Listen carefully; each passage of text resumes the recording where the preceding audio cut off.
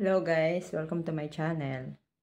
Bali, dalawa po kasi ang pag-design ng bed.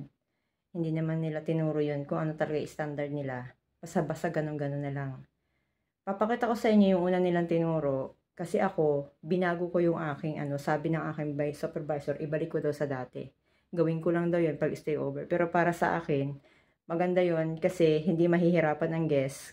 Natanggalin yung comforter, yung kumot. Kasi natatakloban ng unan yung comforter. Mag-e-effort pa si guest para tanggalin yung unan. Para matanggal yung comforter, tatanggalin pa niya yung unan. Eh yung design ko, hindi na kailangan buhatin yung unan para matanggal yung comforter. Ipapakita ko sa inyo ito. Yung pagkakaiba. Ganito ang gusto mangyari ng aking supervisor. Nandito yung comforter. Tatanggalin pa ni guest yung unan pataas para mahilay sa ilalim ng unan yung comforter para matulog. Pag hindi alam ng guest, hihiga na lang siya dyan na mayroon palang comforter. Ang ginawa kong design, ganito. Papakita ko ulit. Ganyan yung kanya eh. Kung mangyari sana. Ganyan ang style. Naka-fold na yung comforter para pag tutulog si guest, igagano na lang niya. Hindi napapatungan ng unan. Hindi pa po final yan kasi insert ko pa yung mga gilid niyan. Pero sa makatuwid, dahil supervisor ko siya, susundin ko siya. Yun yung para sa checkout na first time coming ng guest, yun ang makikita. Para sa akin, mas maganda ito. Mapapawaw ang guest. Gagawin ko lang yan sa stay over. Ang stay over, ganyan lang. Hindi na i-insert sa gilid. Dito lang sa dulo. Sa may puno. Ganun. Tapos nalagay yung una na dalawa sa pagitan. Okay, kakain na ako. Tapusin ko lang ito. Bye-bye. Ayan. Ganyan ang gusto niya. Tapos ito kasi, dito yan nakalagay talaga. At dahil sa hindi ko gusto yung dulo ng una nila, hindi siya matambok, ang ginawa ko, ganito na lang. Kasi nung bago pa kami, sinabi sa akong supervisor ko, do what you want. Ibig sabihin, wala silang standard operational procedure. Basta lang sinabi nilang ganon. Siyempre, nalampasan ko yung ego. Gusto niya siya mauuna ng idea. Hindi naman ako nakipagmayabangan. Ang sa akin, ay how you welcome your guests. Okay, bye-bye, kakain na ako. Mamaya ko na itutuloy ito.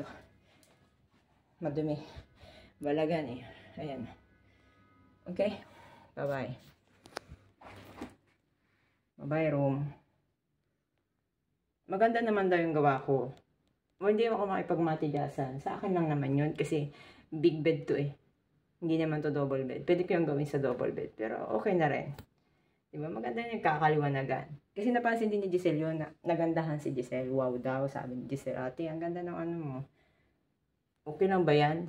Oh. Yun nga, pinuna nga ng leader. Kasi nangyari na rin yung kay Rhea. Yung dahil sa palagi may buhok, may langaw yung baso. Ganito yung baso kay Rhea. Naisip ni Rhea na itaob ito. Para sure na pagdating ni guest, walang langaw sa loob. Ay nakita ng aming manager, itihaya daw. Siyempre sa amin lang naman assurance. Okay? Sa ikakabuti ng guest. Bye-bye. Hello everybody, welcome to my channel. Ang ipakikita ko naman sa inyo kung paano i-make up yung bed kapag stay over. Hindi po umalis si guest. May mga gamit. Tinanggal ko na yung mga bali, may scheduling kasi ako ng pagpapalit. So, napalitan ko na yung comforter kahapon, hindi madumi. Ang papalitan ko yung sapin at saka yung mga gusot na pundang hinigaan na unan. Pinalitan ko yung punda. Pakita ko sa inyo yung design. Bali yung kama, mayroong tinatawag na sadin. Yan yung unang sapin. Babalutan ko muna yan, tapos ilalagay ko na yung unan. Tapos ipapatong ko na yung duvet, yung comforter.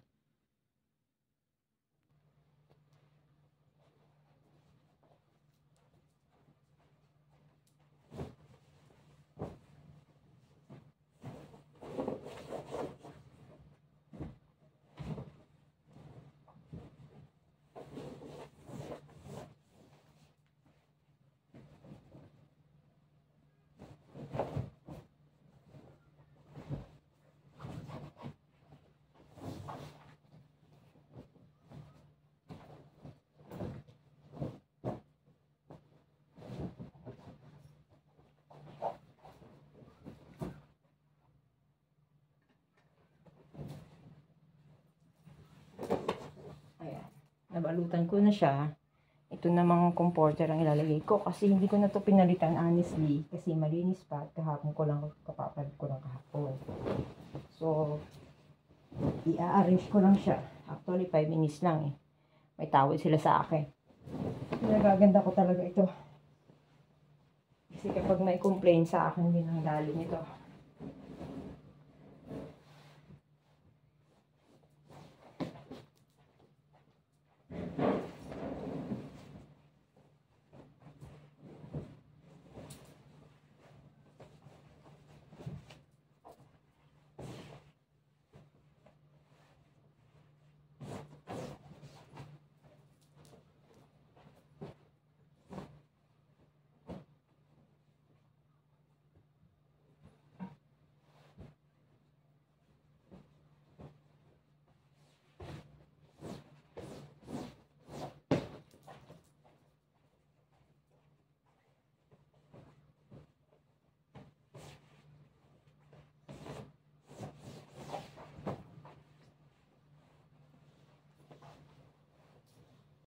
Ayan, ituloy po natin kasi naputol. Out of memory.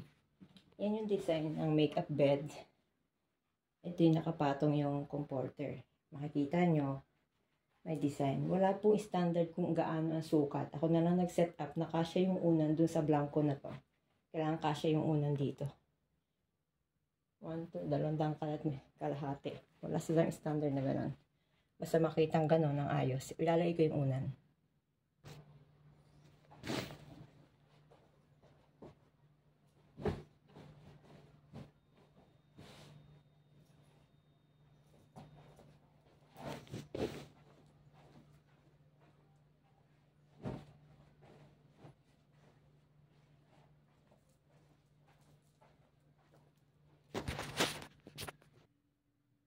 Ayan. Ganyan yung design niya. Kasi actually, ganito yung design ng una nakalagay dyan. Okay din naman pong ganyan. Para sa akin, mas okay kasi malaki yung space pa dun sa gitna. Yung una nila, hindi bulky. Kaya sinasuggest ko kung pwedeng may ibang kulay para maganda naman. Sabi ng may-ari ng hotel na to, nang gusto mo pink, bahala sila basta hindi laging ganun yung kulay. Para naman may touch of love. Diba? Parang lonely naman ng unan. Okay. Bye-bye. Sana may natutunan kayo. Ganon.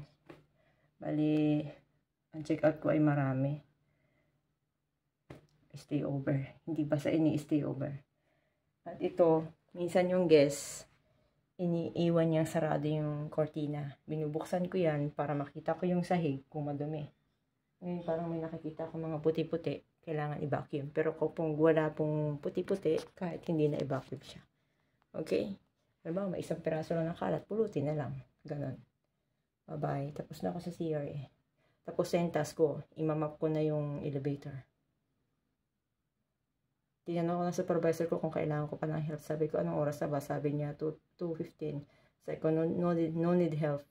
Para naman yung iba, kung may mas nangangailangan pang tulong kaysa sa akin, yun ang matulungan.